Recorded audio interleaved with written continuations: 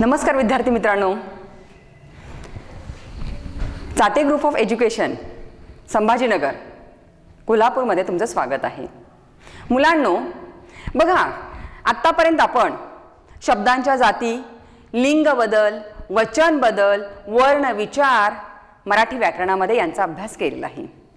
आज आपण अतिशय महत्त्वाच्या घटकाला सुरुवात करणार आहोत। का आपण असं म्हणतोय अतिशय महत्त्वाचा घटक? आपण बोलताना वाक्य वापरतो, म्हणजे वाक्यांचा वापर करतो, वाक्यांमध्ये शब्द वापरतो, बरोबर आहे। आणि आपण बोलता बोलता काय मागे एक्सप्रेस लागलीये अशा पद्धतीने कंटिन्यू बोलत नाही, कुठेतरी थांबतो, बघा कुठेतरी आपला आवाज जराशी वाढवतो, कुठेतरी पुन्हा आवाज जराशी खाली घेतो, बरोबर आहे। म्हणजे बोलताना ह्या गोष्टी आपण लक्षात घेतो, बरोबर। आपण थांबतो, पुन्हा चालू करतो बोलणं। बरं, थांबतो म्हणजे काय असं थांबत नाही की बाबा आता एखादं वाक्य बोललोय आणि 5 मिनिटं थांबलोय, पुन्हा दुसरं वाक्य बोललोय, पुन्हा 2 मिनिटं थांबलोय, असं नाही। एक सेकंदभर जो आपण थांबण्याचा म्हणजे विराम घेत असतो बघा, थांबतो, बरोबर, ते थांबणं किंवा तो विराम त्या ठिकाणी फार महत्त्वाचा असतो। तर मुलांनो, आज आपण त्याच घटकाला सुरुवात करणार आहोत की बोलताना कुठं, किती वेळ, कसं थांबायचं। बघा, यालाच आपल्या मराठी व्याकरणामध्ये विराम चिन्ह असे म्हणतात। तर मुलांनो, आज आपण याच घटकाला सुरुवात करणार आहोत बघा, विराम चिन्हे। आता विराम चिन्हे याच्यामध्ये 2 शब्द आहेत, एक विराम आणि 2 चिन्ह। विराम घेणं, थांबणं, विश्रांती घेणं। आता विश्रांती घेणं म्हणजे काय खूप वेळ विश्रांती घ्यायचं असं नाही, एक सेकंदभर काय जे असेल ते थोडंसं थांबायचं आहे। आणि हे जे थांबणं बघा, हा जो विराम घेणं किंवा ही जी विश्रांती घेणं ज्या चिन्हांनी म्हणजे ज्या खुणांनी दाखवतात त्या खुणा म्हणजे चिन्ह। आणि ह्या दोन्हींना एकत्रात मिळून काय म्हटलं जातं? विराम चिन्ह असे म्हटले जाते। म्हणजे ज्या वेळेला आपण बोलत असतो तर बोलत असताना कुठं थांबायचं, किती वेळ थांबायचं हे आपल्याला कशावरून समजते? विराम चिन्हांवरून समजते।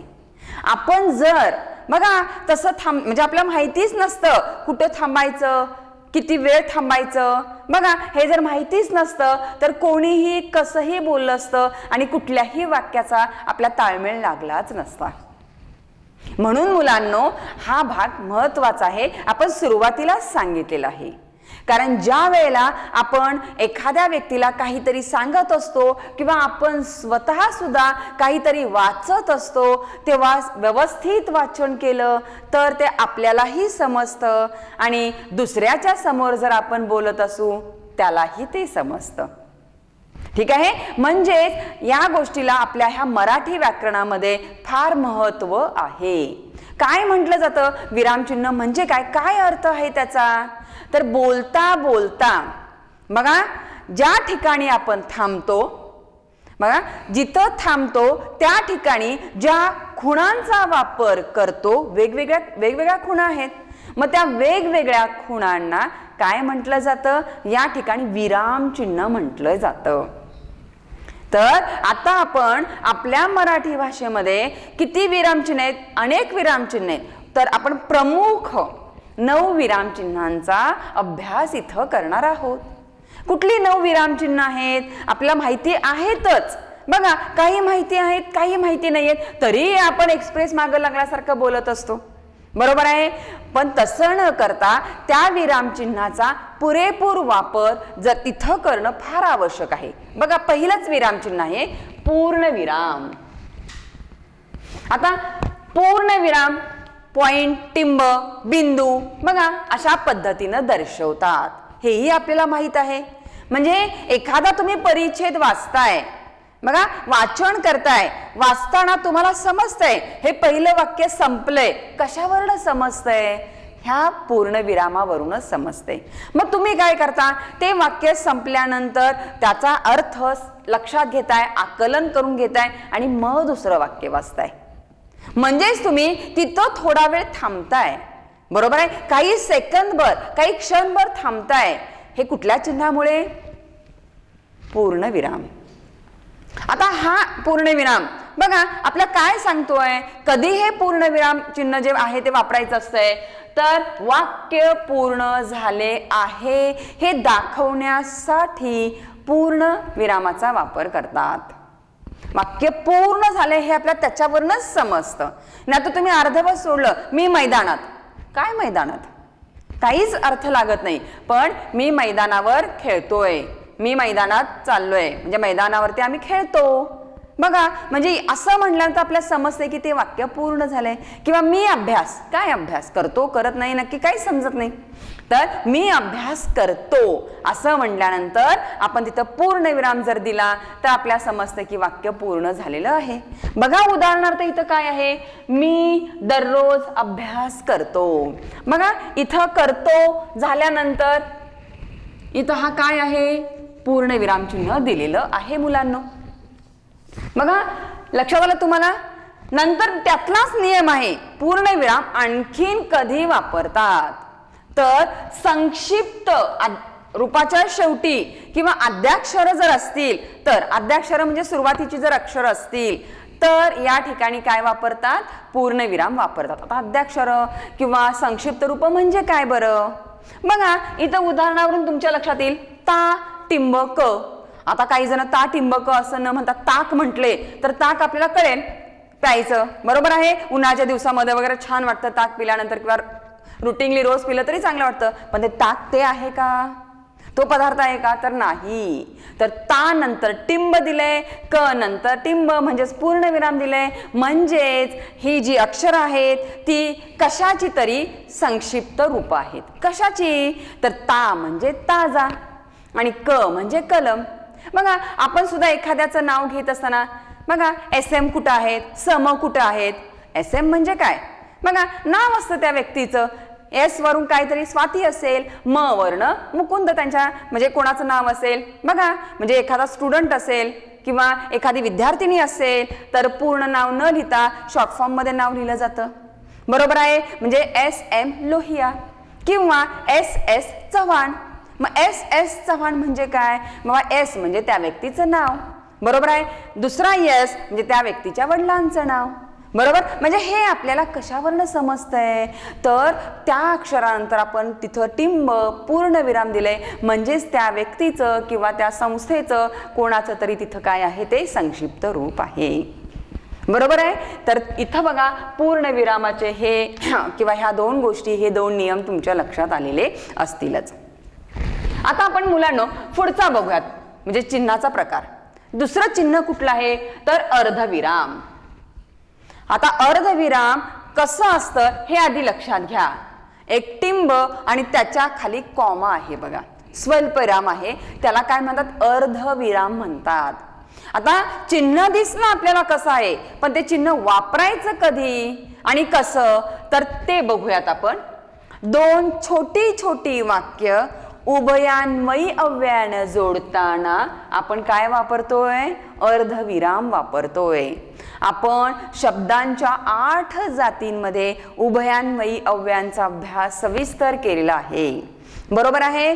बघा बरं इथं कुठलं वाक्य आहे, त्याने खूप अभ्यास केला परंतु बघा चांगले गुण मिळाले नाहीत, त्याला यश मिळाले नाही. काय पुढं असेल ते बघा, म्हणजे काय केलं आहे. पहिलं वाक्य कुठलं, त्याने खूप अभ्यास केला. आणि दुसरं वाक्य कुठलं, बघा त्याला चांगले गुण मिळाले नाहीत. आपण हे वाक्य कशाने जोडलेलं आहे, परंतु या उभयान्वयी अव्ययाने, बरोबर आहे. आणि परंतु या उभयान्वयी अव्ययाने वाक्य जोडताना आपण काय केलेलं आहे तिथं बघा, ह्या या ठिकाणी अर्धविरामाचा वापर केलेला आहे. म्हणजेच आपण बोलताना कसं बोलणार आहे, त्याने खूप अभ्यास केला परंतु. बघा इथं थोडंसं थांबलो, आवाजातला चढ उतार इथं कशा पद्धतीनं आपण वापरतोय, ह्या चिन्हामुळे. परंतु त्याला यश मिळालं नाही, त्याला चांगले मार्क्स मिळाले नाहीत, त्याचे कष्ट या ठिकाणी वाया गेलेले आहेत, बरोबर आहे. म्हणजे हे सगळं आपल्याला कशावरून समजतंय, या चिन्हावरून समजतंय. ठीक आहे मुलांनो, तर अर्धविरामाचा वापर कसा करायचा, कुठं करायचा, हे तुमच्या लक्षात आलेलं असणार आहे. आता याच्यानंतर आपण पुढच्या विरामचिन्हाचा अभ्यास करूयात. बघा पुढचं विरामचिन्ह काय आहे, कोणतं आहे? स्वल्पविराम. माहिती आहे तुम्हाला स्वल्पविराम? बघा इथं कॉमा, इथं कसं चिन्ह आहे बघा, हे माहित आहे. पण कधी वापरायचं? तर एकाच जातीचे शब्द आल्यास किंवा छोटी छोटी वाक्ये सलग आल्यास, बघा लागोपाठ आल्यास स्वल्पविरामाचा वापर करतात. आता एकाच जातीचे शब्द म्हणजे काय? समजा फुलांची नावे असतील, बघा गुलाब, मोगरा, चाफा हे लिहित असताना आपण कॉमा देतो. एकाच जातीतले शब्द आहेत. इथं कुठलं उदाहरण घेतलंय बघा? गंगा, यमुना, कृष्णा, कावेरी, गोदावरी आपल्या भारतातल्या प्रमुख नद्या आहेत. हे लिहिताना आपण सगळ्या नद्यांची नावं लिहितोय. मग त्या नद्यांची नावं लिहित असताना आपण काय करतोय? कॉमा देतोय. म्हणजे काय आहे?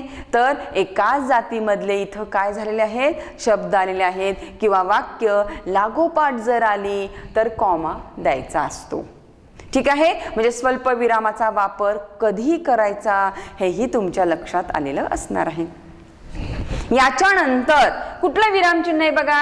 या ठिकाणी बघा स्वल्पविरामामध्ये आणखीन एक आहे बघा. हाक मारताना नावापुढे स्वल्पविराम वापरतात. आपण हाक मारतो घरामध्ये, आई हाक मारते तुम्हाला, बघा राम इकडे ये, बघा निशा हे काम कर. म्हणजे आपण जेव्हा गुरुजी पण किंवा सर मॅडम आपल्याला हाका मारतात, बरोबर आहे, आपल्याला बोलवतात, त्यावेळेला त्या नावापुढे सुद्धा काय देतात? स्वल्पविराम देतात मुलांनो. इथं कुठलं उदाहरण आहे बघा? प्रणव इकडे ये. इथं प्रणव झाल्यानंतर बघा इथं काय आहे? नाव लिहिल्यानंतर कॉमा दिलेला आहे, बरोबर आहे. स्वल्पविरामाचे इथं दोन प्रकारे म्हणजे वापर केला जातो.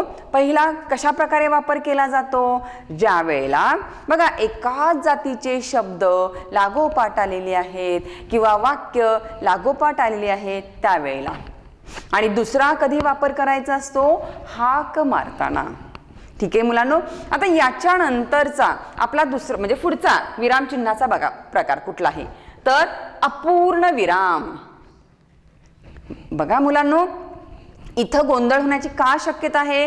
अर्धविराम, अपूर्ण विराम, नाही लक्षात आलं चिन्ह, गोंधळ झाला आपला. बघा अर्धविराम इथं आपण बघितलेलं आहे कसं चिन्ह आहे. आता कुठलं बघतोय आपण?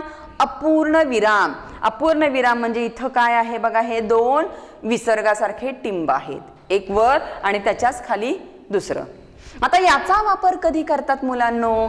तर वाक्याच्या शेवटी आपल्याला तपशील द्यायचा आहे, तो तपशील देण्यासाठी या चिन्हाचा वापर करतात. उदाहरणार्थ बघा की इथं विशेषणाचे मुख्य 3 प्रकार खालीलप्रमाणे. आता खालीलप्रमाणे याचा तपशील आपल्याला खाली लिहायचा आहे, म्हणून इथं कुठलं चिन्ह काढलेलं आहे बघा? हे अपूर्ण विरामाचं बघा. आणि मग आपण खाली त्याचा तपशील देणार आहे. विशेषणाचे प्रकार गुणविशेषण आहे, संख्या विशेषण, बरोबर, सार्वनामिक विशेषण म्हणजे प्रमुख प्रकार आहेत, हे आपण नंतर खाली लिहिणार आहे.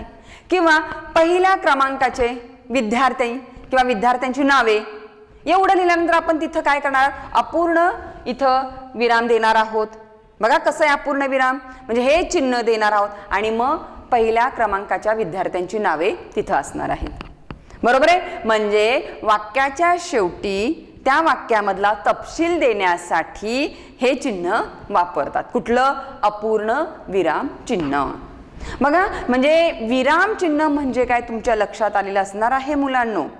बोलता बोलता बघा आपल्याला एक क्षणभर थांबायचं असतं, पण कुठं थांबायचं हे कळलं पाहिजे, बरोबर आहे. किती वेळ थांबायचं हेही समजलं पाहिजे. आणि हे कधी समजतं आपल्याला?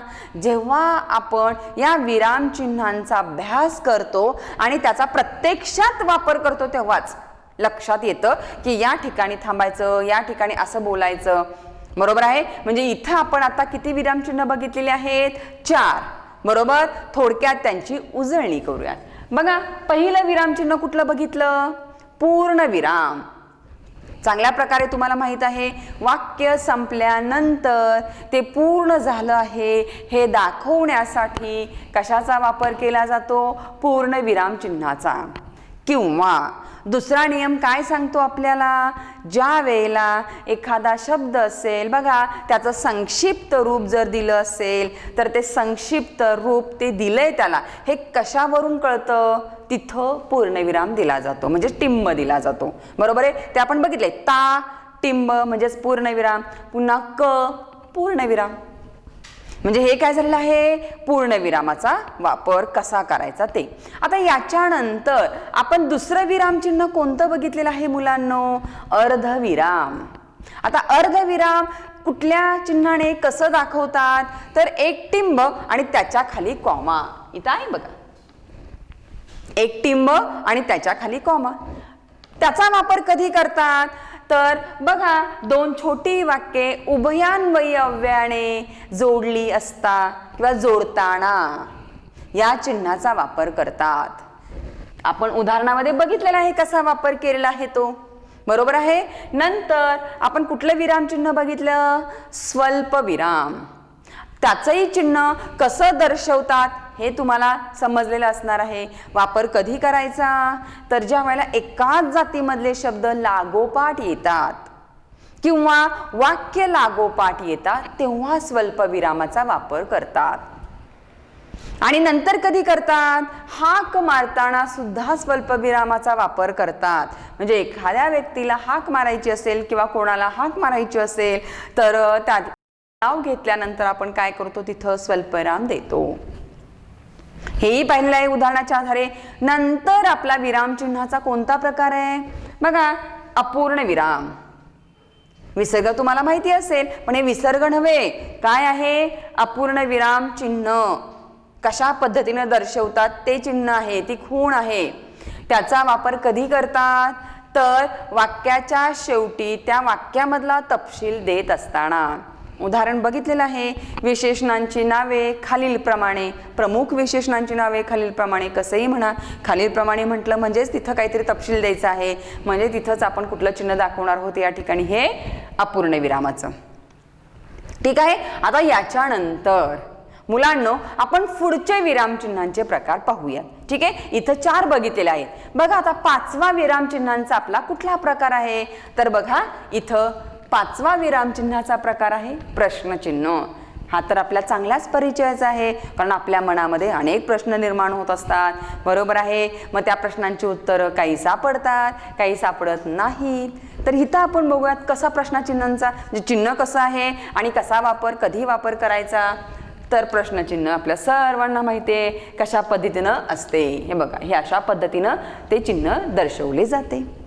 याचा वापर कधी, ज्यावेळेला वाक्यात प्रश्न विचारला असेल तेव्हा वापर करतात. उदाहरणार्थ, तुझं नाव काय, तू कितवीमध्ये आहेस, तू कोणत्या शाळेत शिकतोस, तू अभ्यास केलास का. बघा अनेक प्रश्न, मग अनेक प्रश्न आहेत. एक एक प्रश्न झाल्यावर त्याच्या शेवटी काय द्यायचं आहे, हे प्रश्नचिन्ह. ठीक आहे. नंतर बघा आपला विरामचिन्हाचा पुढचा प्रकार 6वा काय आहे, उद्गार चिन्ह. आता उद्गार चिन्ह हेही कसं द्यायचंय बघा, इथं उभी रेषा आणि त्याच्या खाली टिंब. हे उद्गार चिन्ह आहे मुलांनो, नीट लक्षात ठेवा.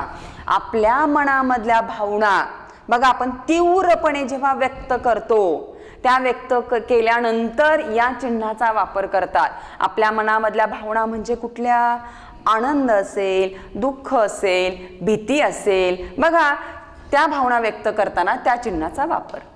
कसा वापर करतात बघा, शाब्बास, आनंद झालाय, छान खेळलास. म्हणजे लहान मूल असेल, स्पर्धा असेल, काही असेल, तिथं कोणी जरी सुंदर खेळलं असेल, क्रमांक मिळवला असेल, बघा बक्षीस मिळवलं असेल, आपण लगेच पाठीवरती थाप देतो, शाब्बास मस्त खेळलास. म्हणजे ती लगेच भावना व्यक्त झाली आहे. किंवा दुसऱ्या प्रकारची भावना बघा, बाप रे केवढा मोठा इथं हत्ती, आश्चर्याची भावना आहे ना इथं. म्हणजे तो हत्ती बघितल्यावर असा आपण कधी बघितलेला नसतोय, म्हणून आपल्या मनामध्ये ती भावना आली आणि आपण ती व्यक्त केली. कोणत्या शब्दामधून, बाप रे. ठीक आहे मुलांनो, या ठिकाणी आपले हे 2 प्रकार झाले. आता पुढचा विरामचिन्हांचा प्रकार बघा, कसं कुठलं विरामचिन्ह आहे, अवतरण चिन्ह. अवतरण चिन्हाचे प्रमुख 2 उपप्रकार आहेत, एकेरी अवतरण चिन्ह आणि दुहेरी अवतरण चिन्ह. एकेरी अवतरण चिन्ह आणि दुहेरी अवतरण चिन्ह. पहिल्यांदा आपण एकेरी अवतरण चिन्ह बघूयात. आता आधी ते कसे दर्शवतात बघा. इथं एकच फक्त अवतरण चिन्ह आहे, सिंगलच आहे, बरोबर आहे. याचा वापर कधी करतात तर एखाद्या शब्दावरती जोर द्यायचा असेल तर, किंवा दुसऱ्याचे मत सांगताना एकेरी अवतरण चिन्हाचा वापर करतात.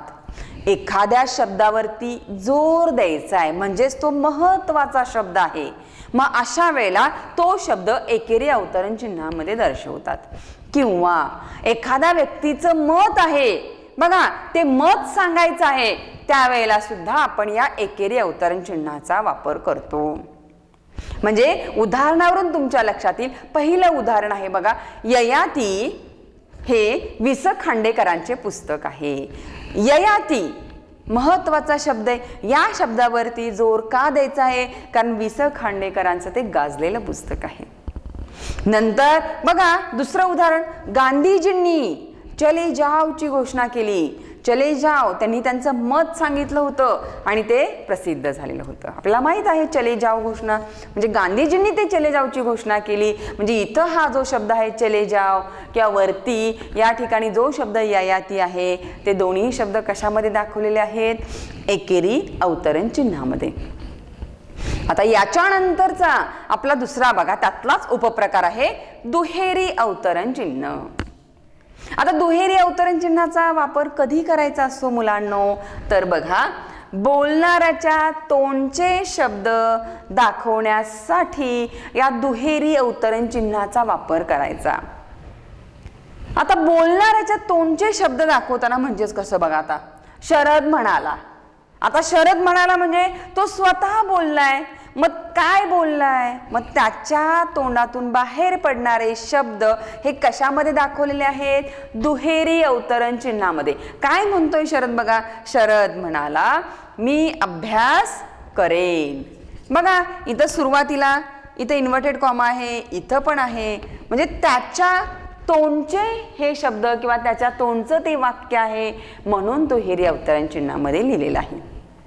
ठीक आहे मुलांनो. आता याच्यानंतर आपण पुढचा विरामचिन्हाचा प्रकार बघूयात.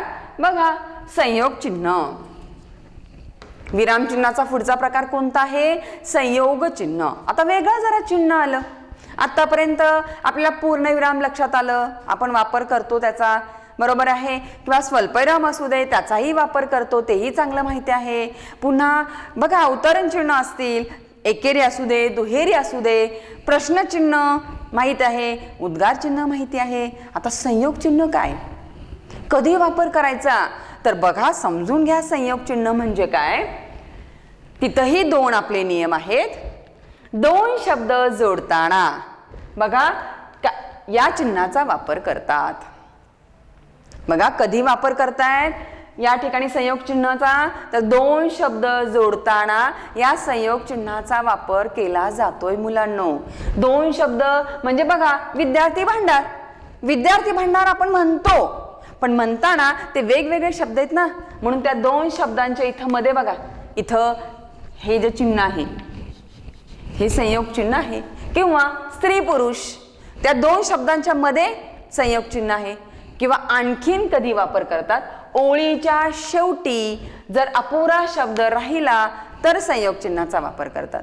आता तुम्हाला माहिती आहे ते चांगलं तुम्ही वापर करता, पण त्याला संयोग चिन्ह म्हणतात हे कदाचित माहिती नसणार आहे. तुम्ही लिहित असताना ओळीमध्ये बघा ओळ संपली, पण संपताना तुमचा शब्द अर्धा राहिला की तुम्ही तिथे एक छोटीशी रेष ओढता आणि त्यातला उरलेला काय जो शब्द किंवा अक्षर असेल ते खाली लिहिता, बरोबर आहे. मग ती रेष जी येताना ती म्हणजे संयोग चिन्ह. त्याच्यावरून काय लक्षात येतं, यातलं उरलेलं खाली आहे. बघा इथं उदाहरणावरून, मला निबंध लिहायला आवडतो. आता इथं रेष संपली आहे, मग त्यातलं आपण उरलेलं इथं खाली लिहिलंय बघा, आणि ते दर्शवले कशानं, ह्या चिन्हाने. मग ते वाचणाऱ्याच्या लक्षात येतं की बाबा त्यातलं उरलेलं खाली आहे. आपल्यालाही समजतं यातलं उरलेलं खाली आहे. म्हणजे संयोग चिन्हाचा हा असा वापर केला जातो मुलांनो. लक्षात आलं तुम्हाला की दोन शब्द जोडताना विद्यार्थी भांडार स्त्री पुरुष, किंवा लिहिताना आपला तो शब्द वहीची ओळ संपली म्हणजे तो शब्द अपूर्ण राहिला असेल तर तो कधी आपण कसा लिहितो, रेष तिथं मारतो, छोटीशी डॅश करतो आणि मग खाली लिहितो, बरोबर आहे. मग ती डॅश म्हणजे संयोग चिन्ह. आता आपला विराम चिन्हाचा शेवटचा प्रकार मुलांनो, बघा कुठला प्रकार आहे, अपसरण चिन्ह. अपसरण चिन्हालाच डॅश असे म्हणतात. आता डॅश आणि संयोग चिन्ह याच्यामध्ये तुम्हाला समान वाटतंय ना, कारण इथंही रेषच आहे, इथंही रेषच आहे, बरोबर आहे. पण या दोन्ही चिन्हांचा वापर वेगवेगळा आहे मुलांनो. नीट लक्षात ठेवा, संयोग चिन्हाचा वापर दोन शब्द जोडताना आणि ओळीमध्ये ते आपण लिहितोय, लिहिता लिहिता आपला शब्द तिथं अर्धाच राहिला, तिथं रेष मारतोय आणि मग खाली लिहितोय, म्हणजे तिथं जी रेष मारली ते संयोग चिन्ह. हे नीट डोक्यात ठेवा. आता अपसरण चिन्ह म्हणजे ही डॅश, पण त्याचा वापर कधी करतात बघा, बोलता बोलता विचार मालिका तुटल्यास. कशाचा वापर केला आहे, अपसरण चिन्हाचा. म्हणजेच काय, मी गेलो पण, आता काय पुढचं म्हणते ना, अरे सांग पुढं काय, म्हणजे काय झाले, त्याला कदाचित त्रास झाला असेल किंवा बोलावंसं वाटलं नसेल, तिथंच थांबलाय किंवा विचार करतोय तो, म्हणजे काय झालंय तिथं, बोलायला लागलाय मी गेलो पण थांबला ना तो, तिथं विचार मालिका तुटली. आता तो स्वतःच तिथं विचार करतोय किंवा कदाचित करतही नसेल, म्हणजे हे दर्शवण्यासाठी अपसरण चिन्हाचा वापर डॅश, म्हणजे त्याच्यावरनं समजते ह्यानं त्याचं बोलणं अर्धवट टाकलेलं आहे. किंवा दुसरा वापर काय आहे, स्पष्टीकरण द्यावयाचे असल्यास. आता स्पष्टीकरण द्यावयाचे असल्यास म्हणजे काय बघा, वाक्य अख्खं आहे पण कशा पद्धतीने लिहिलं गेले, तो मुलगा ज्याने बक्षीस मिळवले आपल्या शाळेतील आहे. बघा एक एक एक एक वाक्य म्हणजे आपल्याला कळतंय तो मुलगा काय, बरं त्याचं स्पष्टीकरण पुढच्यात, ज्याने बक्षीस मिळवले, बरोबर. मग आपल्या लक्षात येतं कुठला आहे, कुठल्या शाळेतला वगैरे, की त्याचं स्पष्टीकरण पुढं. मग ज्यावेळेला हे स्पष्टीकरण द्यायचं असतं त्यावेळेला कुठल्या चिन्हाचा वापर करतात, अपसरण चिन्ह. ही दोन चिन्ह मुलांनो नीट लक्षात ठेवणं आवश्यक आहे. बाकीची चिन्ह आपल्याला माहिती असतात, याचाही वापर आपण करतो, परंतु त्यांना तीच नावं आहेत. हे जर लक्षात नाही आलं किंवा पेपरमध्ये जर आपल्याला असं काही आलं तर ते चिन्ह उलटं सुलटं आपण लिहिलं तर मार्क जातात. ते पुन्हा एकदा सांगते, संयोग चिन्हाचा वापर कधी, तर दोन शब्द जोडताना, म्हणजे दोन शब्दांच्या मध्ये रेष, किंवा लिहिता लिहिता आपला शब्द अपूर्ण राहिल्यास तो उरलेला शब्द आपण डॅश देऊन खाली लिहितो, तो डॅश म्हणजे संयोग चिन्ह. त्याच्यावरून आपल्याला समजतं की इथं शब्द अपूर्ण राहिला आणि तो खाली आहे, मग आपण तो एकत्रात वाचतो. नंतर अपसरण चिन्ह म्हणजे काय, बोलता बोलता विचारांची मालिका तुटली.